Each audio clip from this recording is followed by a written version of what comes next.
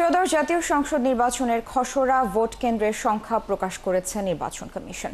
এবার কেন্দ্রের সংখ্যা ধরা হয়েছে ৪২,৬১৮টি। বুধবার নির্বাচন কমিশন সচিব জানান, ভোট কেন্দ্রের উপর দাবি আপত্তি জানানো যাবে ২৫ সেপ্টেম্বর পর্যন্ত। ফারজানা আক্তারের প্রতিবেদন। সংসদ নির্বাচনকে সামনে রেখে গত মাসে নির্বাচনী রোডম্যাপ প্রকাশ করে কমিশন। রোডম্যাপ অনুযায়ী নির্বাচনের খসড়া ভোট কেন্দ্র প্রকাশ করেছে ইসি।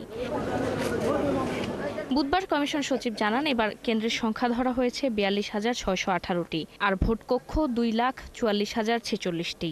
৪২,৬১৮টা ভোট কেন্দ্র করার কথা বলা হয়েছে। এর মধ্যে পুরুষ এবং মহিলা ভোটারের কক্ষের সংখ্যা হিসাব করা হয়েছে।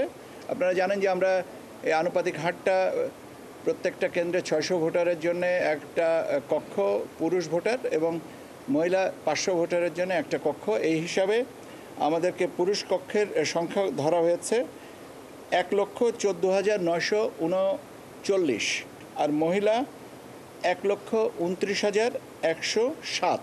সচিব জানান, খসড়া ভোট কেন্দ্রের উপর দাবি আপত্তি নেওয়া হবে ২৫ সেপ্টেম্বর পর্যন্ত।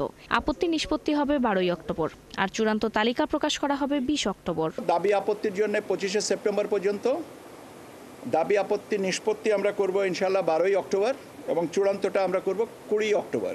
এটা তো ব্যাপার হচ্ছে ভোট কেন্দ্র ব্যবস্থাপনার বিষয়, এটা এইমাত্র কেন্দ্রের সাথে এটার না, কেন্দ্রকে কিভাবে আপনি সারিবদ্ধ করবেন সেটার ব্যবস্থা, সেটা পরে।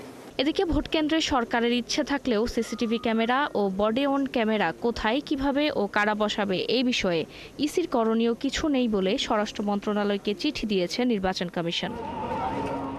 ফারজানা আক্তার, ৭১, ঢাকা।